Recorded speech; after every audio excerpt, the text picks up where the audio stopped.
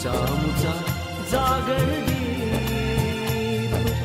नमस्कार श्रोते हो, दीपत्कारच्या चौथ्या भागात आपल्या भेटीस आल्या आहेत IBN लोकमतच्या माध्यमातून घराघरात पोहोचलेल्या निर्भीड संवेदनशील पत्रकार अलका धुपकर यांच्याशी संवाद साधला आहे हर्षद जाधव यांनी.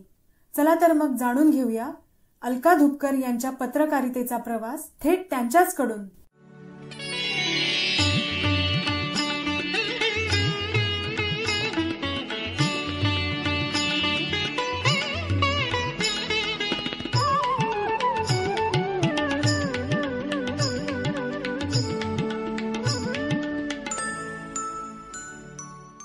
नमस्कार. साहित्य जागर निर्मित जागरदीप श्राव्य दिवाळी अंकाच्या दीपत्कार या सदरात आपणा सर्वांचं मी हर्षद जाधव सहर्ष स्वागत करतो. ह्या दीपत्कार सदरामध्ये आपण मान्यवरांच्या मुलाखती घेत असतो, आपल्याला माहितीच आहे. आज दीपत्कारच्या या भागात आपल्यासोबत आहेत महाराष्ट्रातल्या मराठी आणि इंग्रजी या दोन्ही पत्रकारितेत स्वतःचं असं एक कर्तृत्व निर्माण केलेल्या, स्वतःचं असं एक नाव मिळवलेल्या निर्भीड, व्यासंगी आणि संवेदनशील पत्रकार अलका धुपकर. अलका, स्वागत आहे तुझं जागरदीपच्या आमच्या या दिवाळी अंकामध्ये. तर अलका, मला पहिला प्रश्न म्हणजे, तू पत्रकार आहेस हे आता सर्वज्ञात आहे, पण पत्रकारितेच्या आधी पत्रकार होण्यापर्यंतचा तुझा जो प्रवास आहे, अर्थात बालपणाविषयी किंवा तुझ्या एकूण जडणघडणीविषयी सुरुवातीला आम्हाला सांगशील तर पुढे तुझी पत्रकारिता समजून घेणं आम्हाला अधिक सोयीचं जाईल. तर काय सांगशील स्वतःच्या तुझ्या बालपणाविषयी? माझ्या माहितीप्रमाणे तू कोकणातली आहेस. हो, मी कोकणातली आहे. जिल्हा परिषदेच्या शाळेमध्ये शिकले, मराठी शाळेत शिकले.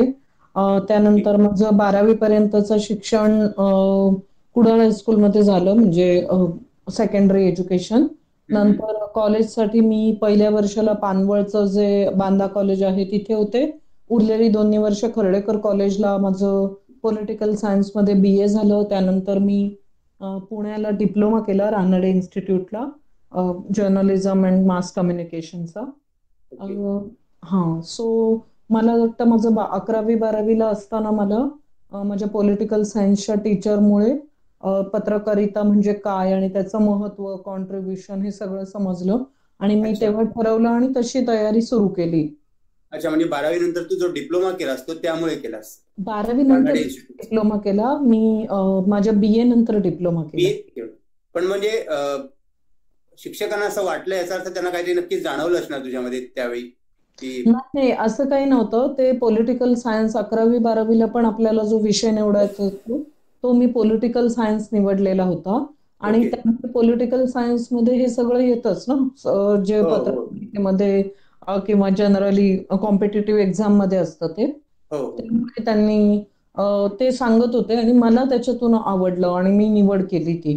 तुला स्वतःलाच वाटलं की आपल्याला हे करता येऊ शकेल किंवा आपण हे केलं पाहिजे? किंवा नाही, केलं पाहिजे असं नाही वाटलं, आपल्याला हे जमू शकेल असं वाटलं. हो. पण मग नेमकी सुरुवात कधी झाली? कारण म्हणजे डिप्लोमा घेतलास वगैरे हे ठीक आहे, पण नेमकी सुरुवात पत्रकारितेला नेमकी सुरुवात कधी झाली? त्याच्यानंतर 2003ला मी डिप्लोमा केला. त्याच्यानंतर मी मुंबईमध्ये महानगरला जॉईन केलं आणि मी काम सुरू केलं. पण त्याआधी 12वी झाल्यानंतर जेव्हा मी आता म्हटलं की मी पानवळ कॉलेज आणि खर्डेकर कॉलेजला होते, तेव्हा मी विद्यार्थी प्रतिनिधी म्हणून सकाळला काम करत होते, सकाळ पेपरला. सकाळला तू विद्यार्थी प्रतिनिधी म्हणून काम केलेलं आहेस आणि मला वाटतं पुढे पत्रकार म्हणून पण काम केलंयस ना? हो, ते नंतर केलं. आधी मी सो तेव्हा मी काम केलं. अनंत दीक्षित संपादक होते सकाळचे. त्यानंतर अरविंद शिरसाट म्हणून सावंतवाडीचे आवृत्ती प्रमुख होते. त्यांनी मुलाखत घेतली होती, निवड केली. पहिलं वर्ष बांदा प्रतिनिधी विद्यार्थी म्हणून आणि उरलेली 2 वर्ष अर्जुन राणे यांच्या बरोबर कुडाळला प्रतिनिधी म्हणून, सकाळचं विद्यार्थी प्रतिनिधी म्हणून, आणि असं काम केलं. त्यानंतर पुण्याला जेव्हा मी 9 महिने होते डिप्लोमा करताना, तिथे सिटी टीम मध्ये काम केलं.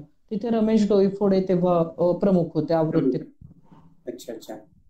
पण मग तशी तुझी व्यावसायिक पत्रकारिता म्हणजे म्हणायचं झालं तर ती आपलं महानगर पासून सुरू झाली? हो, बरोबर. ओके. पण मग आपलं महानगर ही तू केलेली निवड होती की कसं झालं ते? म्हणजे आपण अर्ज करतो, जिथे नोकरी मिळते तिथे आपण नोकरी करतो. Okay okay. मला म्हणजे हेच म्हणायचं होतं की विशिष्ट एक हेतू किंवा उद्देश मनात धरून तू महानगर निवडला की जॉब म्हणून निवडलास? तर तू जॉब म्हणून निवडलास म्हणजे मला कळलं नाही. नाही म्हणजे आपलं महानगर हा पुन्हा एका काय म्हणतो त्याला आपण, वृत्तपत्र जरी होतं तरी ते एक आयडिओलॉजी किंवा एक विचार घेऊन जाणारं वृत्तपत्र होतं सुरुवातीपासून. हो रे, पण मी पत्रकारितेत अगदीच नवीन होते आणि मला एवढं काही माहित नव्हतं तेव्हा. Okay okay. अर्ज केले होते, निखिल वागळेंचं नाव माहित आहे, तर त्यांची पत्रकारितेबद्दल ऐकून माहित होते आणि त्यांनी त्यावेळी मुलाखतीसाठी बोलावलं, निवड केली आणि काम केलं मी असं. Okay okay. आणि नंतर मग तुझा प्रवास पुढे पत्रकारितेचा सुरू झाला, म्हणजे महानगर असेल, नंतर तरुण भारत, बेळगावला तू काम केलंस, सकाळमध्ये केलंस, मिड डे मध्ये केलंस. मी तरुण भारतच्या मुंबई ब्युरोला, त्या पेपरचं नाव बेळगाव तरुण भारत असं आहे, तरुण भारत बेळगाव नाहीये. हा ओके. बेळगाव तरुण भारतच्या मुंबई एडिशन साठी बाळ सर होते ना म्हटलं तेव्हा संपादक, प्रकाश बाळ होते. हो, सल्लागार संपादक होते, अशोक धोंड संपादक होते. अच्छा.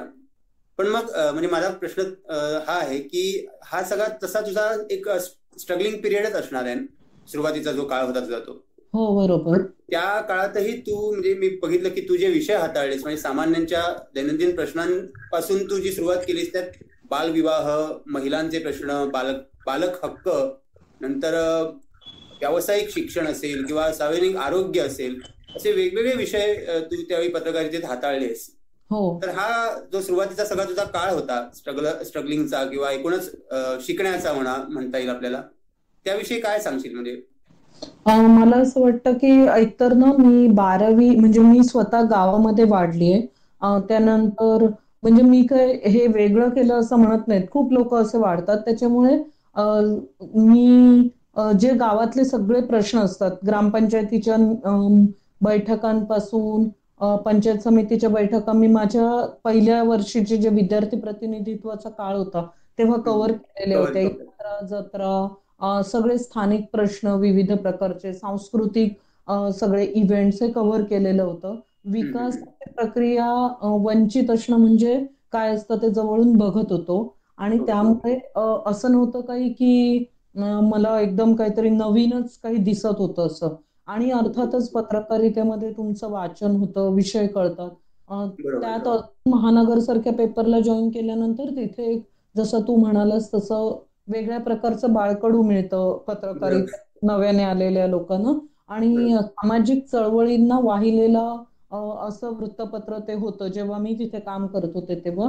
त्यामुळे या प्रकारच्या सगळ्या संघटनांशी संबंध, तशा असाइनमेंट्स असणं, तेव्हा सोशल फोरम मुंबईत झाला होता, तो कव्हर केला.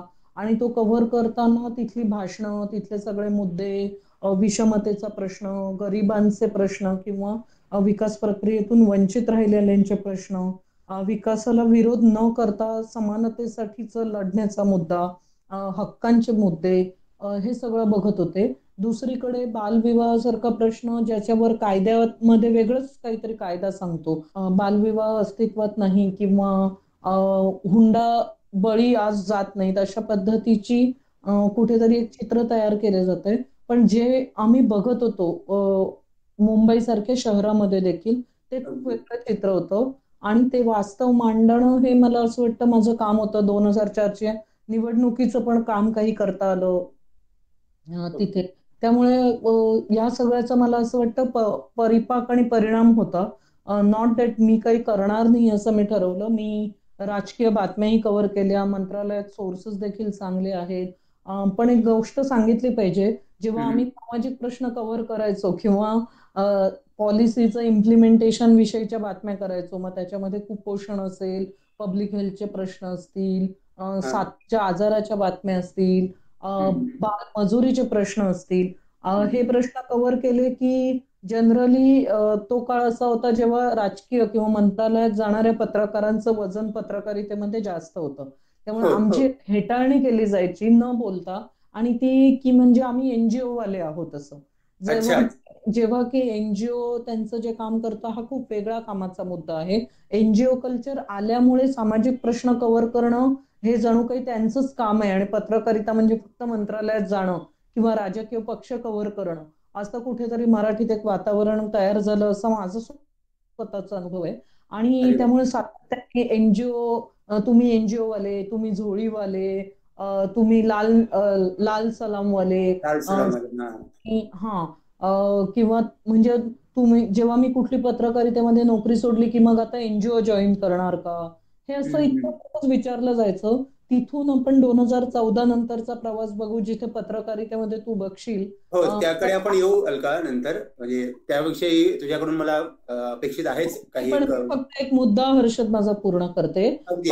हा, तू सुरुवातीच्या काळातलं विचारलंस की मी हे विषय का निवडले म्हणून. तर तिथपासून 2014 कडे जर आपण आलो तर आता असं दिसतं की आता सगळेच पत्रकार हा विषय कव्हर करतात. मग प्रत्येक धोरणांचं सोशल इम्पॅक्ट कव्हर करणं, मग तो गॅस, उज्ज्वला गॅस अंतर्गत किती मिळाला आणि नाही मिळाला, ही आता राजकीय बातमी बनते. पण जेव्हा आम्ही ते करत होतो तेव्हा आम्हाला मात्र एनजीओ वाले आणि झोळीवाले किंवा सामाजिक पत्रकारिता तुम्ही करता, म्हणजे ही पत्रकारिताच नाही असं देखील काय आमचे न बोलता किंवा वेगळ्या पद्धतीने टोमणे मारून हे देखील आम्ही ऐकलेलं आहे. आणि त्यामुळे मला आता खूप गंमत वाटते जेव्हा आम्हालाच असे हिणवणारे लोक इतरांचं कौतुक आणि ज्या वेगळ्या पद्धतीने एक उदो चाललेला असतो आपल्याच फील्डमध्ये. सो ही एक वेगळी गंमत तुला सांगितली. नक्की म्हणजे आता तू गंमत म्हणतेस, पण त्यावेळी तुम्हाला काय फेस करावं लागत असेल याची कल्पनाच केलेली बरी. म्हणजे ह्या सगळ्या तर काही म्हणजे फेस नाही, आता कसं असतं, हे सगळे जेंडरचे पण याच्यामध्ये मुद्दे आहेत. आणि त्याच्यामुळे तू जर बघशील तर शिक्षण आणि आरोग्य कव्हर करणारे खूप महिला पत्रकार जास्त आहेत सगळी पूर्ण देशामध्ये. आता तो हे बदललंय. आणि पण जेव्हा मी 2003 किंवा 2000 पासून मी समजा आहे, तर तेव्हा आम्ही बघतोय तेव्हा बायका म्हणजे पहिले द्यायचे टिकली, आता टिकली राजकीय मुद्दा बनलाय. आज आपण बोलतोय तर फॅब्रिकच्या इश्यूवर. पण एक असं होतं की टिकल्यांच्या फॅशन कव्हर करणं हे फीचर्सचे मुद्दे आहेत, बायकांबद्दलचे मुद्दे कव्हर करणं हे बायकांचंच काम असतं. कंपार्टमेंट होती ती. पण म्हणजे थँकफुली मला कधी त्या कंपार्टमेंट मध्ये टाकलं गेलं नाही माझ्या कुठल्याच आतापर्यंत जे माझे सिनियर्स होते त्यांनी. आणि मला कदाचित तू राहिलीही नसतीस, म्हणजे तसं काही झालं असतं तर त्या ठिकाणी. म्हणजे मला असं वाटतं की हे काय आहे ना, म्हणजे का पुरुषांना टिकलीबद्दलचं फीचर करायला का सांगितलं जात नाही आपल्या पत्रकारितेमध्ये, किंवा बायका जसं पुरुषांच्या फॅशनवर लिहितात तसं पुरुषांना का सांगितलं जात नाही साडीबद्दल लिहायला. आज आपण विनय नारकरांची लोकसत्तातले कॉलम एका वेगळ्या पद्धतीने ते साडीचं फॅशन आणि परंपरा समजावून सांगितल्या जातात. पण गाव पातळीवर हा फ्रीडम खूप कमी लोकांना आहे. म्हणजे कमी महिला पत्रकारांना ही संधी सहज दिली जाते. आणि हे सगळे खूप सटल प्रेशर, स्ट्रेस असतात. थँकफुली अगेन माझ्या बरोबरचे कुठलेच, म्हणजे माझ्याकडे एक माझा जुना फोटो असेल ज्याच्यामध्ये सगळे पुरुष सहकारी आणि मी एकटी कुडाळमध्ये, आमचे प्रशांत पोईतकर असेल, अर्जुन राणे असेल, प्रमोद ठाकूर असतील, अशी कितीतरी नावं. आणि we all were like friends. मी त्यांच्यापेक्षा वयाने लहान होते, पण आम्ही खूप चांगल्या पद्धतीने एकत्र काम केलेलं होतं. तर अशी सगळ्यांनाच मिळते अशी नाही संधी. इट इज म्हणजे जेंडर वाईज सुद्धा आजही मुलींचं प्रमाण कमी आहे. आणि त्यामुळे हा मुद्दा मला मांडावासा वाटला. महत्वाचा आहे खरं.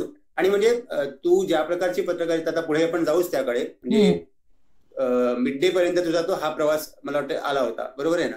म्हणजे मिड डे ला तू आरोग्य हे पूर्ण सांभाळत होतीस, बरोबर.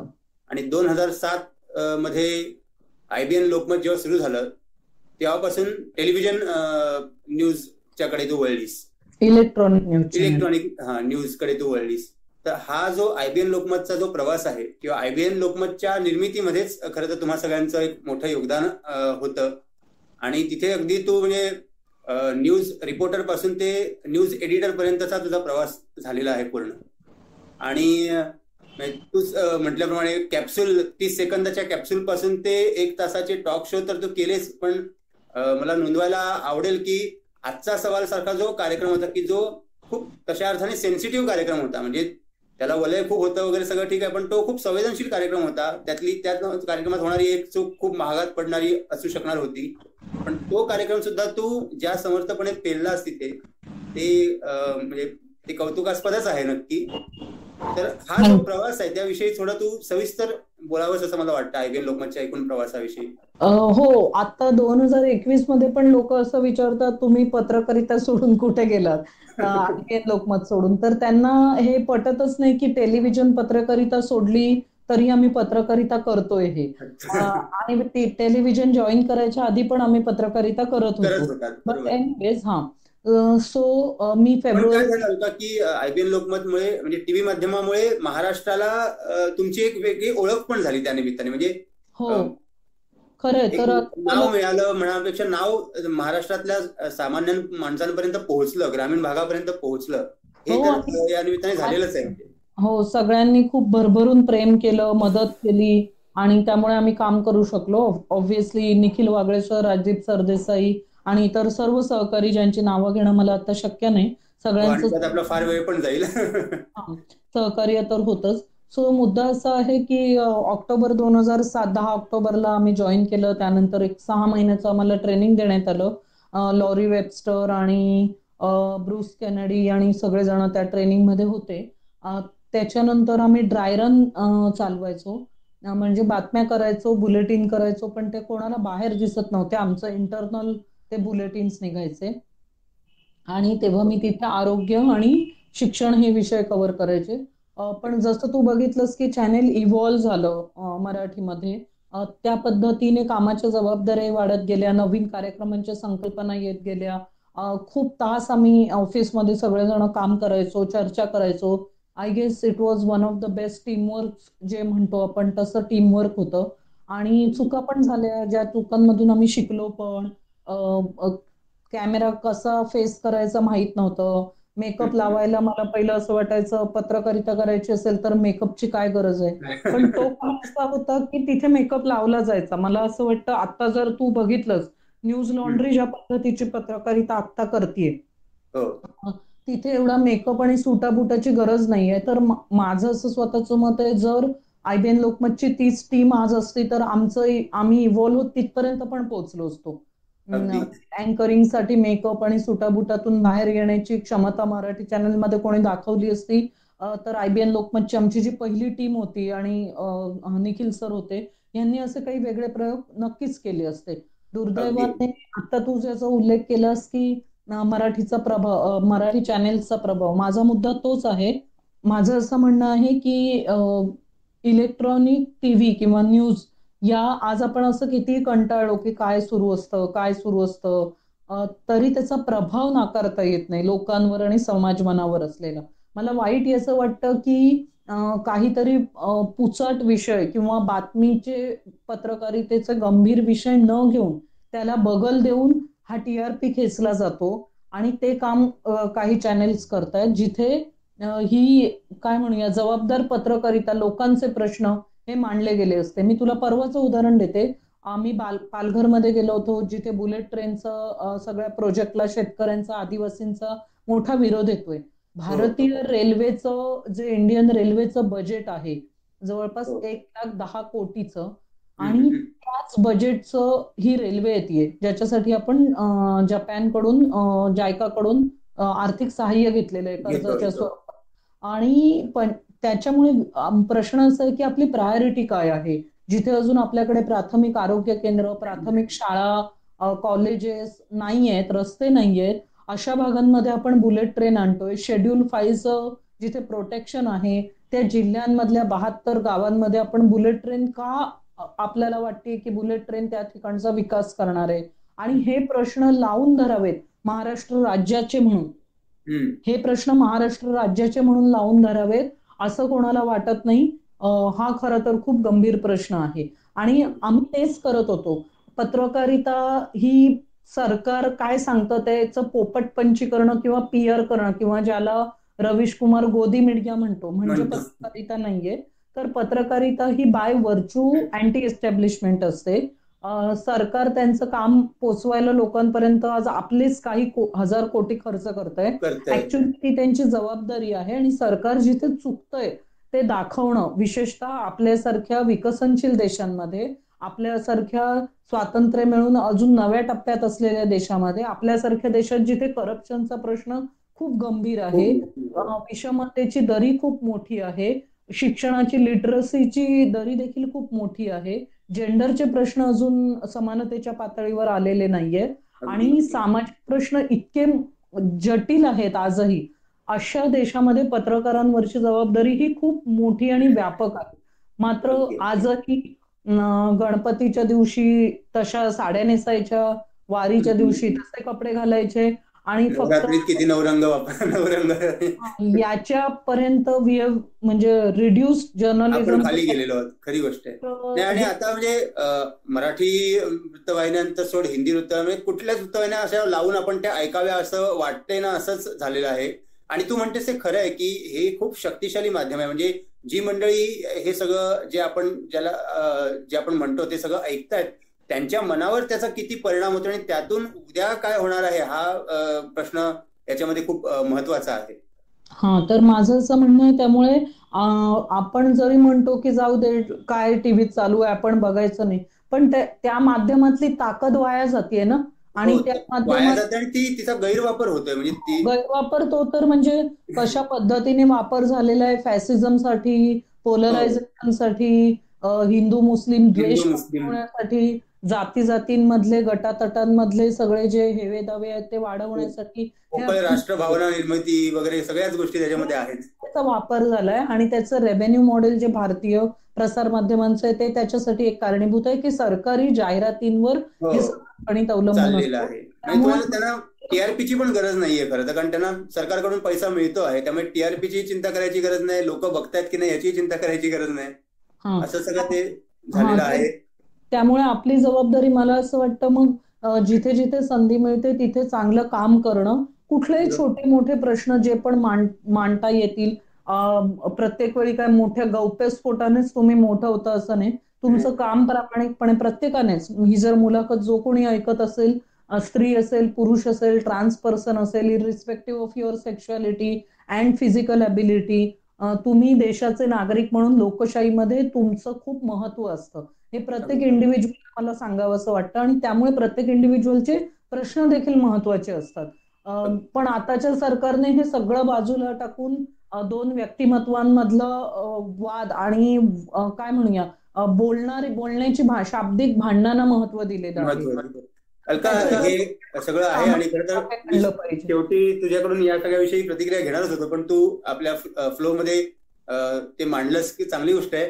मला तुला थोडस पुन्हा मागे न्यायचं तिथेच की म्हणजे काही अशा वेगळ्या गोष्टी ज्या तुम्ही केल्यात. म्हणजे रिपोर्टाज हा आम्ही अनिल अवचटांकडून ऐकलेला एक लेखी प्रकार होता, फक्त लेखनाच्या अंगाने जाणारा प्रकार होता.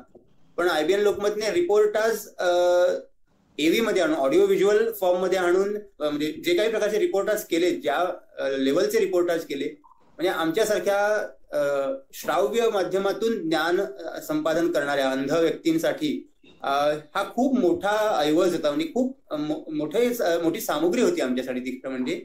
आणि तुझं स्वतःचं त्यातलं योगदान खूप मोठं आहे. म्हणजे जवळजवळ 25 रिपोर्टाज तू त्यात केले होतेस. आणि स्टेम सेल्स असेल, सरोगसी असेल, किंवा असे खूप कठीण प्रश्न असतील ते तू हाताळले होतेस त्याच्यामध्ये. तर त्याविषयी काय, आणि त्यासाठी पुन्हा तुला पुरस्कारही मिळालेले आहेत याच रिपोर्टाज निर्मितीसाठी वेगवेगळ्या विषयांवरच्या. बरोबर, ते पुरस्कार म्हणजे काय, मी प्रतिनिधी होते, पण मला असं वाटतं ते सगळ्या टीमवर्कला मिळालेलं पुरस्कार होते. आणि दुसरी गोष्ट, रिपोर्टाची सगळी टीम होती आमची. संपादक निखिल सर होते, प्राजक्ता धुळप फीचर्सचं आमच्या सोबतचं जे काम होतं ते करायची, म्हणजे तिच्याशी कोऑर्डिनेशन असायचं. आणि सगळे व्हिडिओग्राफर्स जे होते, व्हिडिओ जर्नलिस्ट जे होते, त्यांचं पण कॉन्ट्रीब्युशन, तुफान काम करायचे, मेहनतीचं काम होतं. त्याच्या स्क्रिप्ट रायटिंग साठीची आम्ही मेहनत करायचो. आम्हाला दिलेलं जे ट्रेनिंग होतं, जसं रफ घेऊन जाणं, पीपल सेंट्रिक जर्नलिझम करणं, त्यानंतर सातत्याने म्हणजे जे तुम्ही लिहिताय, आता तू श्राव्य माध्यम म्हणालास, तर हा सगळा विचार एक विकसित विचार आहे, सगळ्यांचा विचार करणं. नुसतं ढॅन म्युझिक लावून काही व्हिज्युअल सोडणं ही काही पत्रकारिता नाहीये. त्याच्यामध्ये विचार येतो की कोणाला वेळ नाहीये येऊन व्हिज्युअल्स बघायला, तर तुमची स्क्रिप्ट अशी हवी की ती तुमची व्हिज्युअल्सचं वर्णन करणारी स्क्रिप्ट हवी. आणि आपण फक्त पुस्तकं नाही लिहित आहोत किंवा प्रिंट मधली पत्रकारिता इथे कॉपी करत नाही आहोत, आपण नव्या पद्धतीची पत्रकारिता करतोय. तर त्यासाठी व्हिज्युअल्स वेगळी घेणं, ती लोकांना बघावीशी वाटतील, म्हणजे समजतील विषयाचं, त्या संदर्भातली व्हिज्युअल्स व्यवस्थित घेणं, त्यानंतर त्याला जोडणारी माहिती जमा करून त्याची स्क्रिप्ट सोप्या शब्दात लिहिणं, खूप बोजड नव्हे, हे सगळं मला सहज समजू शकेल सर. ट्रेनिंग दिलेलं होतं. आणि दुसरी गोष्ट, सतत ते काम करून, आणि तोच विचार असायचा. आयबीएन लोकमत मध्ये आम्ही जेव्हा होतो ना, तेव्हा आयबीएन लोकमत हे काय म्हणूया, पूर्ण वेळ काम होतं डोक्याचं, मेंदू. बाकी काही विचार नाही, असं नाही, गमतीत म्हणते मी, पण खूपच होता. म्हणजे माझं ते दिसायचं पण ना, म्हणजे ज्या प्रकार, म्हणजे मराठी पत्रकारितेला काय म्हणतो आपण, त्याला एका उंचीवर तुम्ही नेऊन ठेवलं होता. आज पुन्हा तो आपण त्याकडे जाऊ, पण तुम्ही ती उंची जी मिळवून दिली, त्यामुळे तुमच्या सोबतच्या ज्या वाहिन्या होत्या त्यांना पुन्हा स्वतःला बदलावं लागलं. हे त्यातलं फार मोठं श्रेय आहे म्हणजे आयबीएन लोकमतचं, की त्यांना त्यांचं कंटेंट बदलावा लागला. पण ते आता काय करायचंय तेच करतायत, त्यामुळे आता ठीक आहे. पण त्यावेळी तरी किमान स्पर्धेसाठी तरी त्यांना ते करावं लागलं. आणि त्यातून खूप आणि मला वाटतं 2 वेळा, म्हणजे 2 वर्ष सतत तुला लाडली जेंडर सेन्सिटिव्हिटी पुरस्कार त्यावेळी मिळाला होता. 11, 12, 13 आणि 13, 14. आणि ते विषयही खूप महत्वाचे होते. म्हणजे मी म्हटल्याप्रमाणे सर्वगर्शीचा मुद्दा तू मांडला होतास. आणि दुसरा जो मुद्दा होता वजायना मोनोलॉगच्या निमित्ताने लैंगिकतेवर तू मला वाटतं तो शोच केला होतास, एक पूर्ण टॉक शो. आणि मला सांगायला, म्हणजे हे सांगायला हवं का, की तो शो आम्ही घरात बसून ऐकत होतो. माझी बायको, मी आणि माझी बहीण होती, आई होती, वडील होते. माझी बायको मला म्हणत होती, ही बंद कर, हे त्यांना काय वाटेल. म्हटलं काय वाटेल, त्यांनी ऐकलं पाहिजे. हो, बरोबर आहे. म्हणजे जो तू अनुभव सांगितलास, आम्हाला खूप माझ्या तेव्हाच्या प्रेक्षकांनी सांगितलं की आम्ही घरात तो एकत्र शो बघितला. आणि मला असं वाटतं आयबीएन लोकमतने जे न्यूजचं कल्चर आणलं, ते टॅबू विषय असतील, मग जेंडरशी रिलेटेड, पाळीचे असतील, रिलेशनशिप मधले विषय असतील, आणि हे सगळे विषय तुमच्या जगण्याचा भाग आहेत. आणि जेव्हा आपण म्हणतो की मोकळेपणाने जगूया, आपल्या हक्कांबद्दल जागृत राहूया, तेव्हा फक्त जाऊन मंत्रालयात कुठल्या पक्षाचा नेता कोणाला काय म्हणाला इथपर्यंत अभिव्यक्ती स्वातंत्र्य मर्यादित नसतं, तर त्याच्या पलीकडे आपण आपल्या खासगी आयुष्यात आपल्याला हवं तसं मोकळेपणाने जगू शकतोय का, व्यक्त करू शकतोय का, तिथपर्यंत ती अभिव्यक्ती माझ्या दृष्टीने महत्वाची आहे. जशी ती साहित्यिकांना कवितेत, पत्रकारांना त्यांच्या बातमीत मिळाली पाहिजे, तशीच ती व्यक्तीला त्याच्या जगण्यातही मिळाली पाहिजे. आणि भान सगळं जे होतं ना, ते आमच्या बातम्यांमध्ये प्रतिबिंबित व्हायचं. आणि त्यामुळे ते लोकांना आपलंसं वाटायचं आणि बघावंसं वाटायचं. आम्हाला तर असे काही प्रेक्षक तेव्हा भेटायचे, ते म्हणायचे, आम्ही एकच बातमी 8 वेळा तुम्ही दाखवली तरी आम्ही ती बघतो. बरोबर, कारण बातमी वेगळी असणं आणि तिला एक वेगळं विजन असणं, त्या बातमीमध्ये पण एक विजन असणं वेगळी, तर हा भाग त्याच्यामध्ये असायचा. अगदी. आणि म्हणजे अगदी तू ह्या प्रकारचे जे कार्यक्रम आहे, म्हणजे अनेक टॉक शो तुम्ही केले, म्हणजे देव हा जो मुद्दा आहे तो मुद्दा सुद्धा अनेकदा चर्चेला आणला. अरे, मला आठवतंय जेव्हा एक, तुला आठवत असेल तर, साताऱ्यामध्ये आंतरजातीय आशा शिंदे प्रकरणातून जेव्हा खून झाला, तिच्या वडिलांनी तिचा खून केला, तिथे आम्ही, प्रियांका पण तिकडे आलेली, अमृता शेडगे तेव्हा तिथे होती. आम्ही असं पळून जाऊन लग्न केलेले, आंतरजातीय आंतरधर्मीय विवाह केलेल्या जोडप्यांची आम्ही तिकडे मुलाखती घेतल्या. नांदा सौख्यवारे नावाचा कार्यक्रम होता. आणि तो कार्यक्रम करून मी मुंबईला आले, तर मला ऑफिसच्या सिक्युरिटी गार्डचे फोन येत होते. तर मी आले तर सकाळी 7, 7:30 एक कपल आमच्या ऑफिसमध्ये मला येऊन भेटायला थांबलेलं होतं. त्यांनी आंतरजातीय लग्न केलेलं होतं आणि ते पळून आलेले होते. आणि त्यांना भीती वाटत होती की मराठवाड्यातलं कपल होतं, त्यांच्यावर हल्ला होईल, आणि ते आमच्याकडे मागणी करायला आलेले की आम्ही तुमचा कार्यक्रम बघून इकडे आलोय, आम्हाला सुरक्षा पुरवा. इतकी गंमत. त्याच्यानंतर आम्ही टॉक टाइम मध्ये शो केला होता की तुम्हाला पळून जायचं असेल, लग्न करायचं तर कुठली, किंवा सोप्या शब्दात स्पेशल मॅरेज ऍक्ट मध्ये जनरली रजिस्ट्रेशन करायचे, तर मग तुम्ही काय केलं पाहिजे, किंवा हिंदू मॅरेज ऍक्ट अंतर्गत तुम्ही नोंदणी करणार असाल तर, कारण ही तरुण मुलं मुली एकदम ती उत्साहात असतात, पण त्यांची तयारी नसते, काय प्रेशर्स येतात, आणि मग त्याच्यातून खूप गोंधळ व्हायचे, हिंसा व्हायची किंवा अत्याचार केले जायचे. हे आम्ही केसेस बघत होतो. आणि आज मी विचार करते, म्हणजे आम्ही त्या मुलांना त्या कार्यक्रमाच्या माध्यमातून सांगायचो की हे तुमचे ओरिजिनल सर्टिफिकेट्स तुमच्याकडे असले पाहिजेत, तुमचं काउन्सिलिंग झालेलं असलं पाहिजे, तुमच्या मनाचा निर्णय झालेला असला पाहिजे. आणि आज तू बघ, आज लव्ह जिहाद सारखा जेव्हा मुद्दा येतोय तेव्हा कुठलंही मराठी माध्यम या विषयावर चर्चा नाही चर्चाच करत नाही. अगदी खरं आहे. जर ते लोकांच्या जीवनावर अफेक्ट होतोय, त्याचा परिणाम होतोय आणि राजकीय निर्णयांमुळे परिणाम होतोय, महाराष्ट्रात वाढलेला जो द्वेष आहे त्याच्यामुळे परिणाम होतोय, जाती जातीतला द्वेष हा राजकीय मुद्दाच आहे आणि तुम्ही तो मांडणार नसाल तर तुम्ही पाठ फिरवताय पत्रकारितेकडे. मी काय असं क्लेम नाही करत आहे की मी केलं ते सगळं ग्रेट आणि आता सगळंच वाईट सुरू आहे, पण आमच्या टीमने, निखिल वागळे संपादक होते आणि आमच्या सगळ्या टीमने हे काम केलं तेव्हा, जे आताच्या टीव्ही मध्ये दिसत नाही आणि त्याचं वाईट वाटतं की हे सगळे प्रश्न आजही कायम आहेत. आणि तू लोकमत मध्ये लिहिलं पण होतास याविषयी, खूप चांगला लेख त्यावेळी तू या विषयावर लिहिला होतास, मला आठवत आहे. आणि हे जर आज मांडले ना तर लोकांना खरंच मदत होऊ शकते, हा माझा मुद्दा आहे. पण ठीक आहे, काळ बदलतो, लोक पण त्याच्यातून नवीन साधनं, जसं आता त्यांनी डिजिटल सगळं माध्यम आहे, लोकांना पण त्याचं महत्व कळतंय, लोकांनाही टीव्हीतले हे सगळी विकाऊ पत्रकारिता कळतीये, त्यामुळे ऑनलाईन नव्या माध्यमांकडे लोक वळतायत की, म्हणजे जे काही येत आहे त्याकडे लोक वळतायत, तिथून ते व्हेरीफाय करतायत जे काही आपण टीव्हीवर बघतोय आणि इथे बघतोय. हो हो. अलका, रामनाथ गोयंका पुरस्कार सुद्धा तुला मिळाला, चमेली देवी पुरस्कार, म्हणजे स्त्री पत्रकार म्हणून खरंच हा पुरस्कार तुला मिळाला होता, बरोबर आहे? हो हो. काय तुझी भावना या सगळ्याविषयी? म्हणजे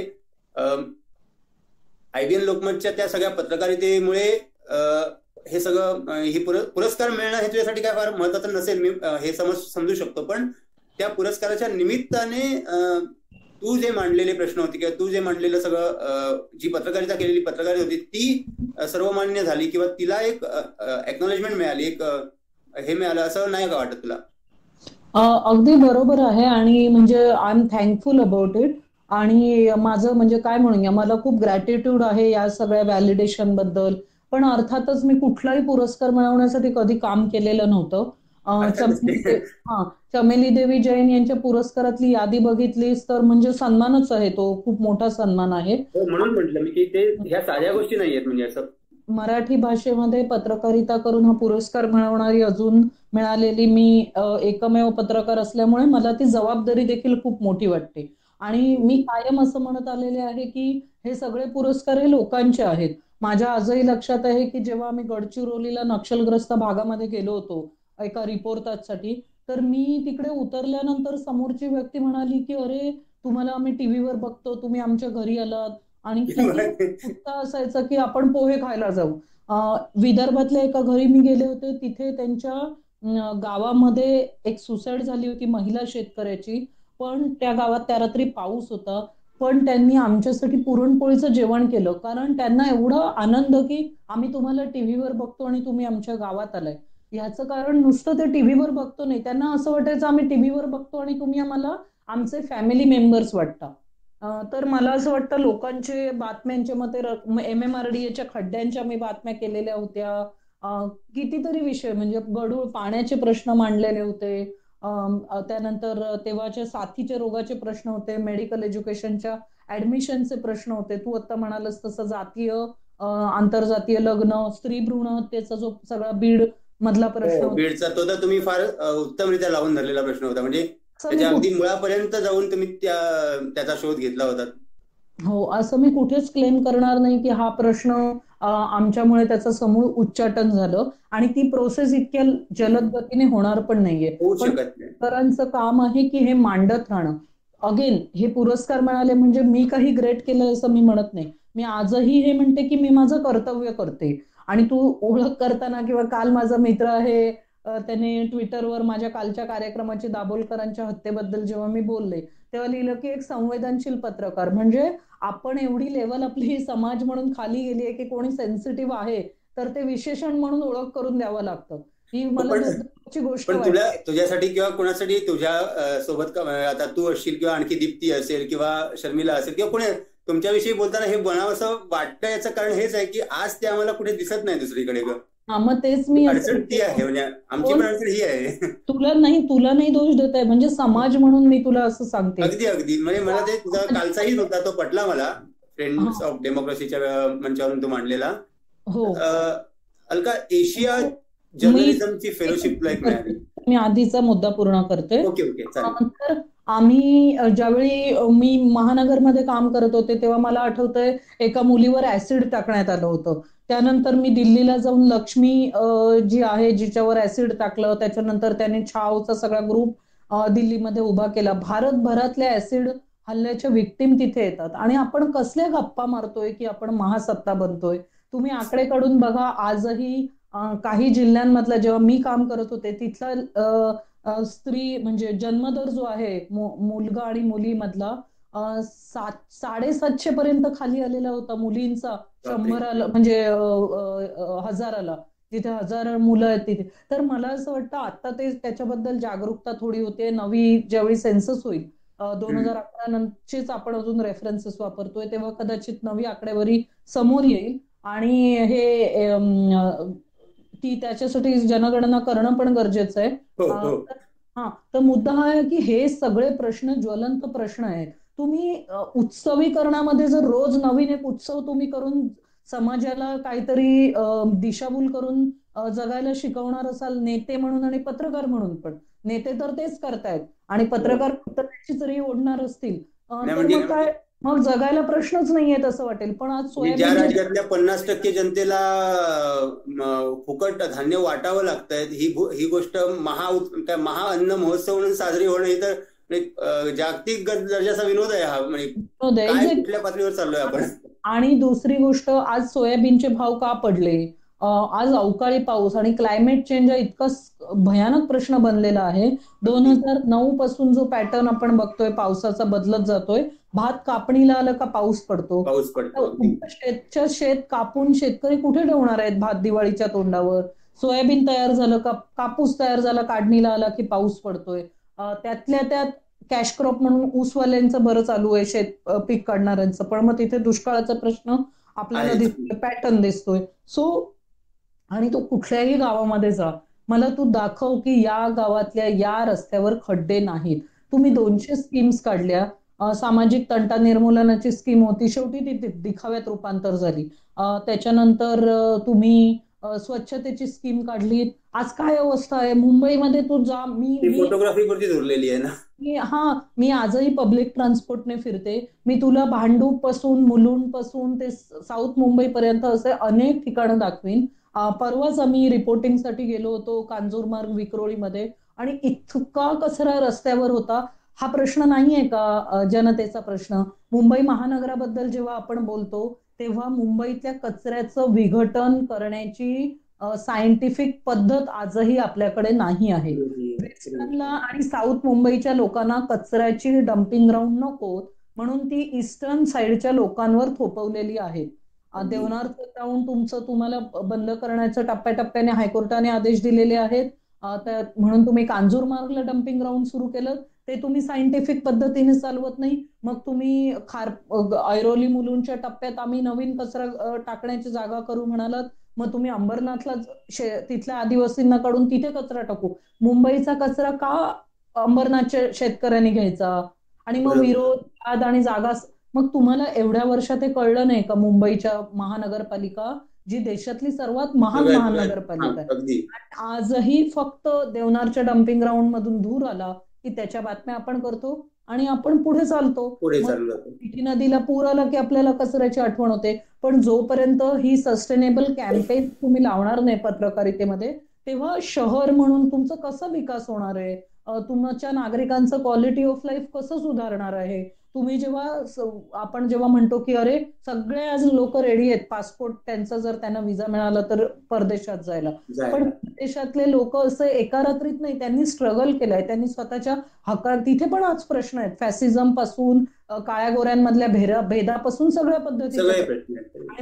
गरिबी नाही असं तर नाहीच आहे ना, गरिबी तिथेही आहे. मॅटर आत्ताचं ज्यांना ऑस्करचे अवॉर्ड आहे त्याच्यामध्ये मायग्रेशन वरची मूवी आहे, होमलेस वरची मूवी आहे. सो मुद्दा तो नाही, पण तिथल्या पत्रकारांनी हे प्रश्न मांडले, आजही मांडतायत. तिथल्या राष्ट्राध्यक्षांना प्रश्न विचारण्याची ताकद पत्रकार ठेवलेली आहे. अगदी आज आपले पंतप्रधान अक्षय कुमारला मुलाखती देतात. आप आम चूस के खाते हैं या कैसे खाते हैं विचारतात. तर हे दुर्दैव पत्रकारांना आहे. मुलाखती देण्याचं धारिष्ट्य अजून त्यांच्या झालेलं नाही नसावं कदाचित. आणि म्हणून मला असं वाटतं की आपण आपलं काम प्रामाणिकपणे करणं. तुम्ही सामान्य नागरिक असा, तुम्ही टीचर असाल तर आज जे चुकीची हिस्ट्री रिराईट केली जाते ती तुम्ही बदलू शकता. तुम्ही तुमच्या विद्यार्थ्यांना, मला एका टीचरनी घडवलं, मला चांगले सहकारी भेटले, मला अनेक चांगले लोक 17 वर्षाच्या प्रवासात भेटले. तुम्ही देखील हे करू शकता. आणि मला असं वाटतं तीच आपली जबाबदारी आहे. देश जर वाचवायचा असेल, idea of India, secular nation, ही सगळी जी आपली ओळख आहे, सहिष्णुता, ती जर टिकवायची असेल तर ही मुलाखत वाचणाऱ्या प्रत्येकावरच्या खांद्यावरची जबाबदारी वाढलेली आहे. केवळ पत्रकारांची जबाबदारी वाढली असं नाही. आणि पत्रकार अपुरे पडतायत तेव्हा तर ती तुमच्या खांद्यावरची जबाबदारी सुद्धा अधिक वाढलेली आहे. अगदी. कारण पत्रकार पत्रकारिता करतील ते प्रत्येक वेळी ऍक्टिव्हिजम करूच शकतील असं नाही. हो बरोबर. आणि मी तर नाहीच आहे ऍक्टिव्हिस्ट, पण माझं पत्रकारिता काम हा तुझा विनय आहे. तू ऍक्टिव्हिस्ट नाहीयेस असं तू म्हणतेस, पण मी तुझ्या त्याच मुद्द्याकडे आता नेणार होतो. म्हणजे तू पत्रकारिता म्हणूनच ते करतेस, पण तरी सुद्धा त्याच्यातली तुझी इन्व्हॉल्वमेंट म्हणा किंवा त्याच्यातलं तू ज्या पद्धतीने तो प्रश्न हाताळतेस. जे 4 विचारवंत आपण गमावले, दाभोळकरांपासून गौरी लंकेश पर्यंत, या सगळ्या प्रश्नाला तू ज्या पद्धतीने भिडलेली आहेस आणि त्यासाठी जीवावरचे धोके म्हणजे पत्करून तू अगदी शत्रूच्या गोटात म्हणावं अशा ठिकाणी जाऊन तू ह्या सगळ्याचा शोध घेतला आहेस. तर अलका, असं नाही वाटलं कधी की कदाचित आपल्यालाही मॉर्निंग वॉकला सामोरं जावं लागेल किंवा आपल्यावरही अशीच काहीतरी वेळ येईल? नाही, एवढी मी अजिबातच मोठी आणि महत्वाची व्यक्ती नाहीये. आपण महत्वाची व्यक्तीच नाही ग, म्हणजे समोरच्या व्यक्ती हे सगळं हा विचार करणाऱ्या नाहीयेत ना. उत्तर थोडं देऊन दे. डॉक्टर नरेंद्र दाभोलकर यांचं काम काही एका रात्रीतलं आणि काही महिन्यातलं नव्हतं. गेली अनेक वर्ष ते हा सगळं काम करत होते. त्याच्यानंतर सेम गौरी लंकेशचं काम आहे, ते देखील अनेक वर्ष वेगवेगळ्या समूहांसोबत त्या जोडलेल्या होत्या. 2000 पासून त्या संपूर्ण पत्रकारितेमध्ये त्यांनी ज्या पद्धतीचं त्या रिजनल लँग्वेजमध्ये काम करत होत्या. MM कलबुर्गी हे तर वयाने देखील मोठे होते आणि त्यांचं काम, लिंगायत समाजाबद्दलचं संशोधन त्यांचं प्रसिद्ध झालेलं आणि विद्यापीठात त्यांनी केलेलं काम खूप मोठं आहे. आणि कॉम्रेड गोविंद अण्णा पानसरेंबद्दल तर म्हणजे मी बोलण्या एवढी पण लहान आहे. इतकं काम त्यांनी कामगार युनियन पासून समाजाचे प्रश्न निर्भीड बोलणं, खणखणीत बोलणं, हे सगळं त्यांनी दाखवलं होतं. आणि ही खूप सगळ्या इन्फ्लुएन्शियल पर्सनॅलिटीज होत्या, इम्पॉर्टंट पर्सनॅलिटीज होत्या आपल्या समाजातल्या. आणि त्यामुळे त्यांच्यामध्ये समाजाचे विचार बदलण्याची ताकद होती आणि हे मारेकऱ्यांना खूपच होतं मोर दॅन एनिथिंग. आज सुधा भारद्वाज, आनंद तेलतुंबडे, स्टॅन स्वामी ज्यांचा मृत्यू झाला आपल्या व्यवस्थेने, खरं म्हणजे असं म्हणजे इन्स्टिट्यूशनल डेथ आहे ती, असं जुलै महिन्यात जे लिहिलेलं पत्र जे तेव्हाच बाहेर आलं होतं, ते आपण वाचलं असेल तर त्याच्यामध्ये हे सगळं लिहिलेलं आहे. त्यांचे जे त्यावेळेचे इनमेट्स होते त्यांनी लिहिलेलं जुलै महिन्यातलं पत्र आहे. तर मुद्दा असा आहे की हे सगळं तुम्हाला जेव्हा दिसतंय तर त्याच्यामध्ये माझं काम खूपच छोटं आहे. आता तू जर बघितलं असशील तर पेगासिस सॉफ्टवेअर मध्ये कितीतरी साध्या आपण महत्वाचं काम करणाऱ्या पत्रकारांची नावं होती भारतभरात. सो या पद्धतीचं हेरगिरीचं काम सरकार करतंय. मला घाबरण्याचं काहीच कारण नाही, बिकॉज मी कुठेही अंडर कव्हर जात नाही. मी ट्रान्सपरंट असते. मी काहीही कोणासाठी अजेंडा घेऊन बोलत नाही. इन्व्हेस्टिगेटिंग एजन्सीचं जे फॅक्ट म्हणणं आहे ते मांडायचं काम मी करते. जिथे इन्व्हेस्टिगेटिंग एजन्सीज काही माहिती लोकांपर्यंत येऊ देत नव्हत्या, डॉक्टर नरेंद्र दाभोलकर हत्या प्रकरणात, याच्या 2 बातम्या आम्ही पहिल्या पानावर छापल्या होत्या. पहिली बातमी होती की त्यामध्ये एक जे विटनेस आहेत त्यांनी दाभोलकरांची हत्या झाल्या जाऊन पोलिसांना माहिती दिलेली होती वीरेंद्र तावडेबद्दल, ज्या वीरेंद्र तावडेंना 2016 साली अटक झाली. हे दुर्लक्ष का करण्यात आलं याच्याबद्दलची बातमी मी लिहिली होती पहिल्या पानावर. दुसरी बातमी होती की जे फॉरेन्सिक एव्हिडन्सेस होते ते स्कॉटलंड यार्डला पाठवण्यात आले नव्हते आणि त्याबद्दल कोर्टाला थोडी दिशाभूल करणारी माहिती दिली जात होती. अशा 2 बातम्या इन्व्हेस्टिगेटिंग एजन्सीजला क्वेश्चन करणाऱ्या आम्ही लिहिलेल्या होत्या. याच्या व्यतिरिक्तचं सगळं रिपोर्टिंग जे आहे हे त्या संस्था काय सांगतायत, ते तपास काय दर्शवतायत याबद्दलच्या होत्या. तिसरी जी बातमी होती ती मी सनातन संस्थेच्या गोव्याच्या रामनाथीच्या हेडक्वार्टरला त्यांची वेळ घेऊन तिथे वेळ मागून मुलाखत रेकॉर्ड केलेली होती तेव्हाच्या काळात ती, आणि ती लावलेली होती आम्ही, ती ते पण नाकारू शकत नाही. त्यामुळे मला असं कधी त्यांनी माझ्या विरोधात आझाद मैदानात आंदोलनं केली, राम जगताप माझ्यावर, माझे मुंबई मिररचे जे सहकारी आहेत धर्मेंद्र तिवारी, आमच्यावर केसेस टाकल्या. पण या केसेस लढतोय आणि त्याच्यामध्ये काही जीवाला धोका नाहीये.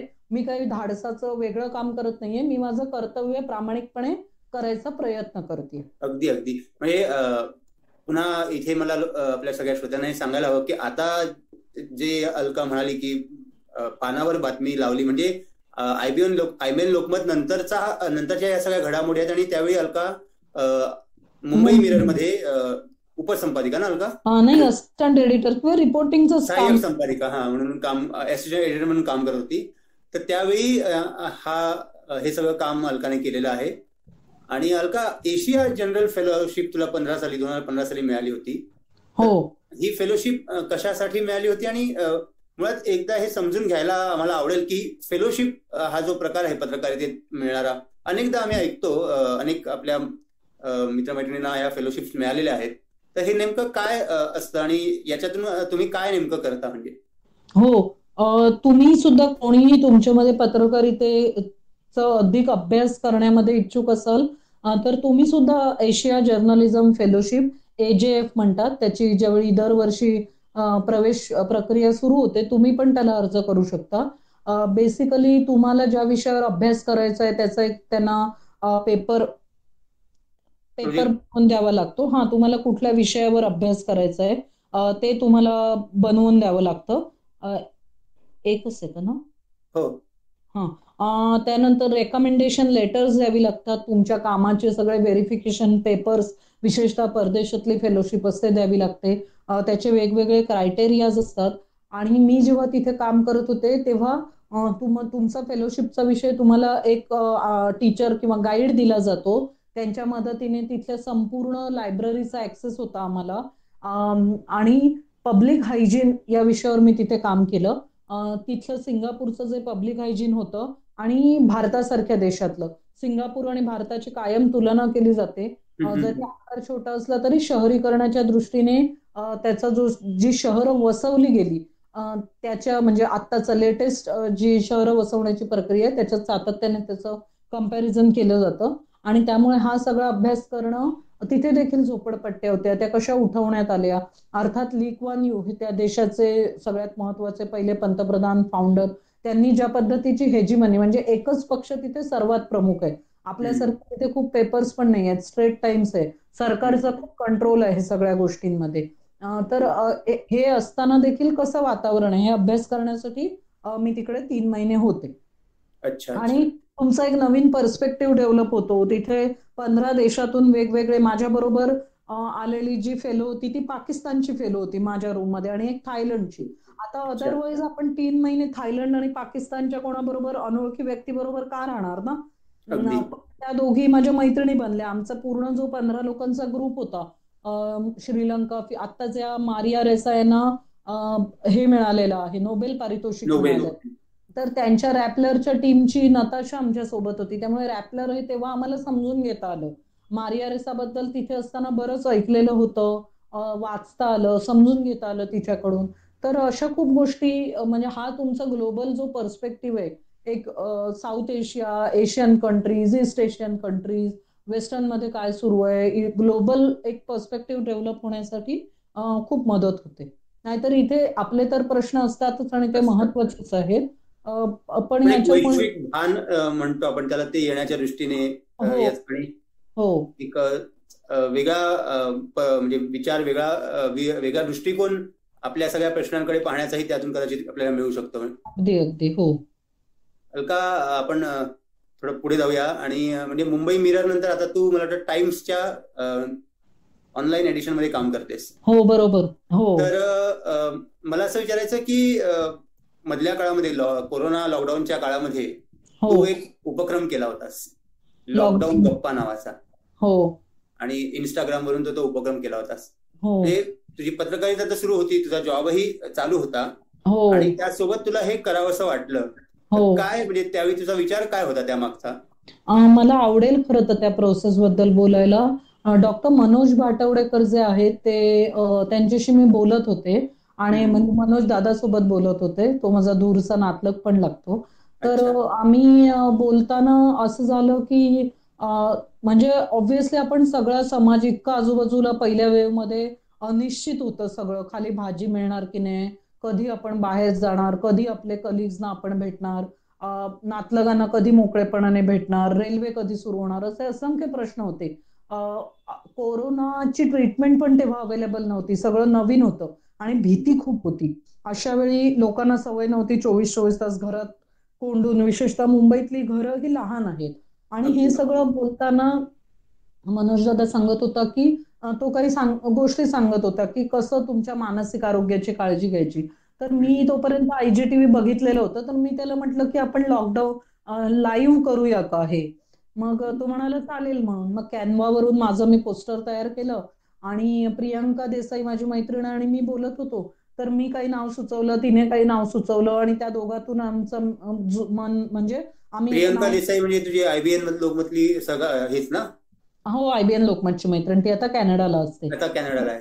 बरोबर. तर तिने म्हणजे माझ्या डोक्यात काहीतरी गप्पा नाव होतं, त्याच्यात लॉकडाऊन होतं, असं काहीतरी झालं आणि मग ते आम्ही दोघांनी चर्चा करून त्याच्यातून लॉकडाऊन गप्पा हे नाव आमचं फायनल झालं. आणि मग तेच हॅशटॅग आम्ही सगळीकडे वापरत होतो आणि जवळपास 60 ते 65 असे इंटरव्ह्यू मी केले. हर्ष मंदर ज्यांच्या घरी तुम्ही वाचलं असेल 2 महिन्यांपूर्वी, जेव्हा ते जर्मनला, माझी IAS ऑफिसर आहेत, जर्मनला फेलोशिपसाठी गेले जर्मनीला, तेव्हा त्यांच्या घरी रेड टाकण्यात आल्या. पासून ते Kannan Gopinathan, again IAS officer आहेत, तरुण, खूप सुंदर बोलतात आणि त्यांनी नोकरीचा राजीनामा दिला. काश्मीरमध्ये जे सगळं जम्मू काश्मीरमध्ये करण्यात आलं अन्याय, विशेषतः इंटरनेट बंद आणि मुस्कटदाबी, त्याचा निषेध म्हणून ज्यांनी राजीनामा दिलाय ते कन्नन गोपीनाथन.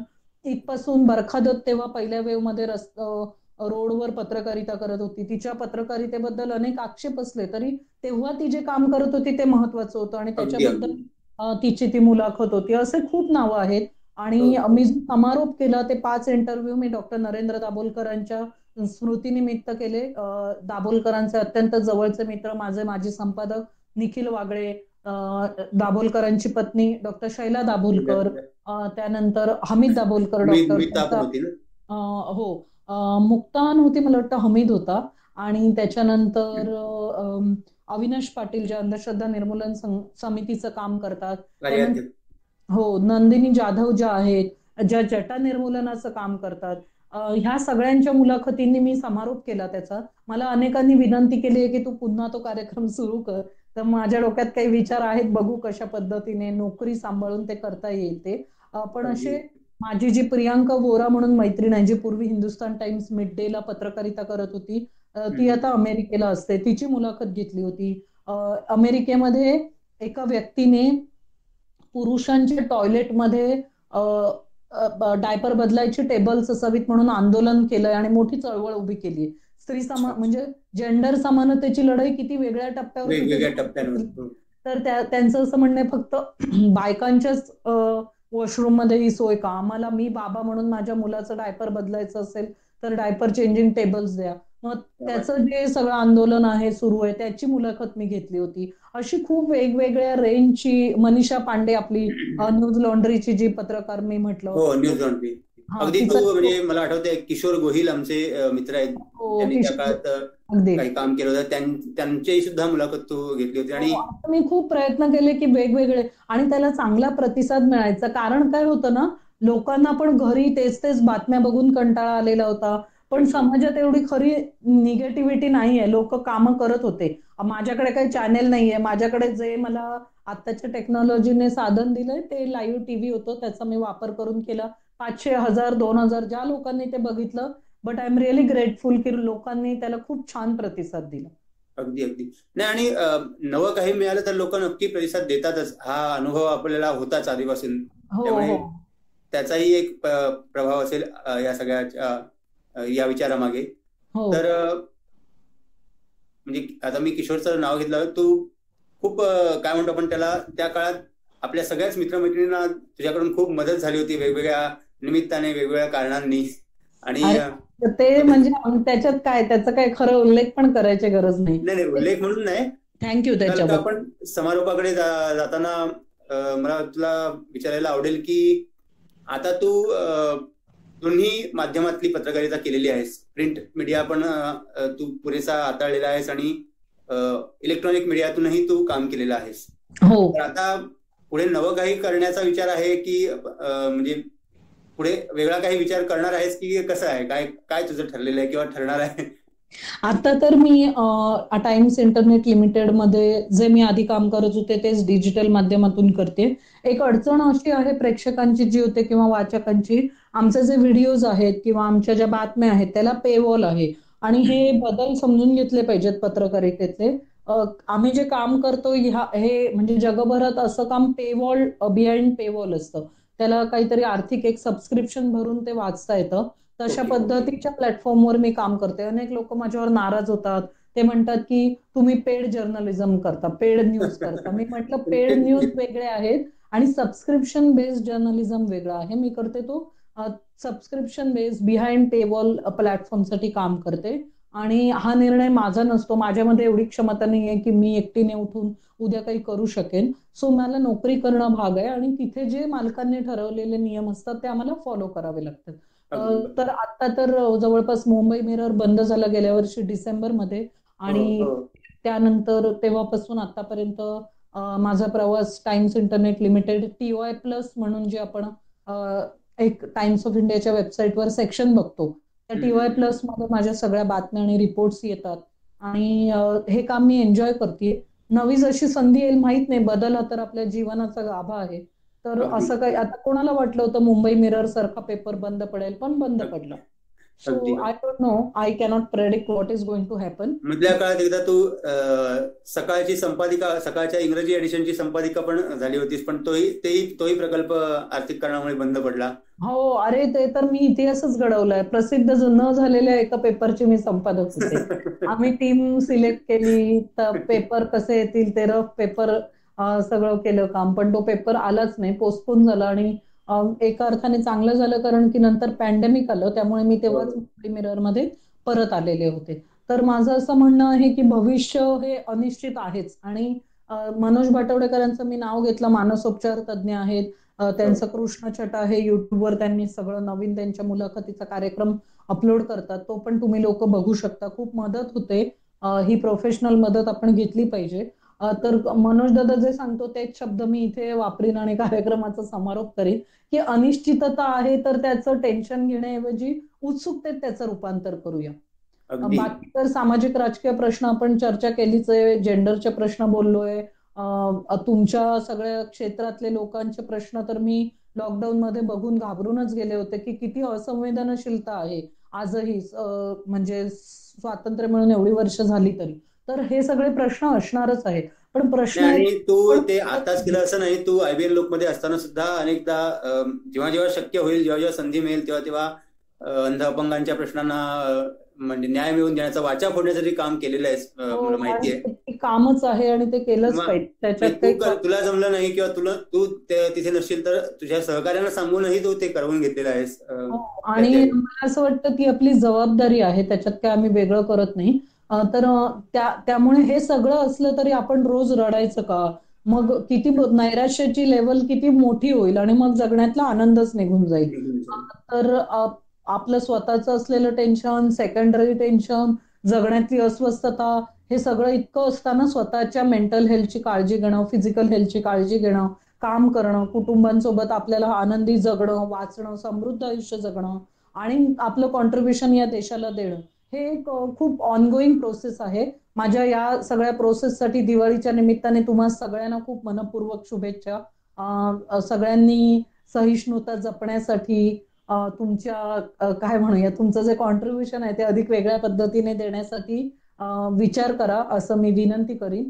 आणि ऑल द बेस्ट आणि थँक्यू व्हेरी मच. मला आज बोलायचं खूप मनापासून धन्यवाद. म्हणजे आता एरवी अनौपचारिक बोलणं आणि आज मुलाखतीच्या माध्यमातून संवाद साधणं यात फरक असला तरी पण खूप वेगळा विचार, वेगळा दृष्टिकोन आपल्या ऐकणाऱ्या सगळ्या श्रोत्यांना तुझ्या मुलाखतीतून मिळालेला असणार आहे. म्हणजे आपण दिवाळी साजरी करतो, प्रतिकात्मक दिवाळी आपण साजरी करतो, दिवे लावून वगैरे, तेल जाळून वगैरे, पण ही जी विचारांची दिवाळी आहे किंवा चांगलं काय व्हावं, म्हणजे आपल्या सगळ्यांच्या आयुष्यात एक प्रकाश कायम राहावा यासाठी काय करणं अपेक्षित आहे, काय करणं गरजेचं आहे आणि काय व्हायला हवं आहे हे अगदी तू ओहद्या तुझ्या शैलीमध्ये आणि अत्यंत उत्स्फूर्तपणे बोलताना आम्हाला सांगितलंस. साहित्य जागर ही याच भूमिकेतून आम्ही सुरू केलेलं आहे. जे तू म्हणालीस की जी आपली उत्सुकता आहे ती टिकवून ठेवणं आणि त्या आधारे आपण स्वतःला जगवत ठेवणं आणि इतरांनाही जगण्याला सहाय्यभूत ठरणं, तर हाच आमचाही हेतू आहे. तेव्हा या आमच्या सगळ्या परिवारात तूही सहभागी आहेस, तेव्हा खूप खूप मनापासून धन्यवाद. एवढा वेळ तुझ्या सगळ्या व्यस्त दिनक्रमातून काढला साहित्य जागरसाठी. मनापासून धन्यवाद. Thank you very much. Thank you very much Harshad. मी तुम्हा सगळ्यांचे आभार मानले पाहिजेत खरं तर. थँक्यू. तुझा जागरदीप